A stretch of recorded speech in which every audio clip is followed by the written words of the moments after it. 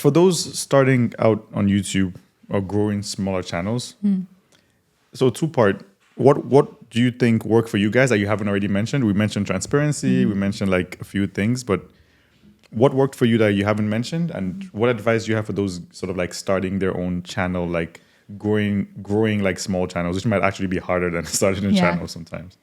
I feel like the first thing you need to understand is that your first, and I'm sure they might have heard this, but your first set of videos doesn't matter. You're going to hate them no matter what. You're going to hate them. You're going to think they're awful. And they're probably not going to get the eyes that you think they're going to get. So don't let that stop you from uploading.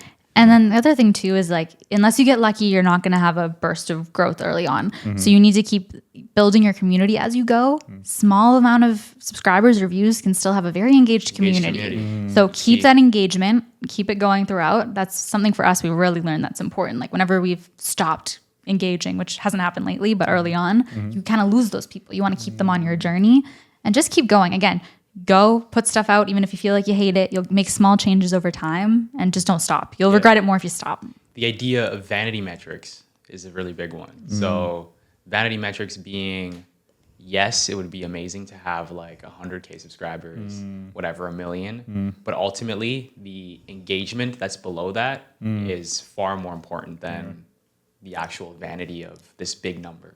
And it's important for sponsorships too, even. They might get pulled in by your vanity metrics, but they're going to stay if you have an engaged community. So it's actually about people engaging. That's the most important thing, basically. Yeah. I want to talk a bit about the difficulties of running a YouTube channel. What roadblocks have you run into? What has been hard for you? So just talk me through like the hard parts of growing a channel to 100,000 subscribers. Yeah. Well, I think ultimately what some people might not understand is that being a content creator is running a small business. So there's a lot of like small business headaches that you need to do behind the scenes that most people might not see, whether it be, tax time and, having a system for managing the money if you're not someone who is incorporated and you have your own corporation. There's just a lot that goes behind the scene that's more admin that people don't see. Yeah. And I think it just adds. Because over time you want to stay consistent, but you care more about quality. So every video you make takes more time to make, and that can be hard. And then yes, you're balancing all the behind the scenes. Maybe you're on other platforms. Maybe you're doing your website, like whatever it is. So it's making sure you're actually getting something out there consistently, because that's important. Yeah.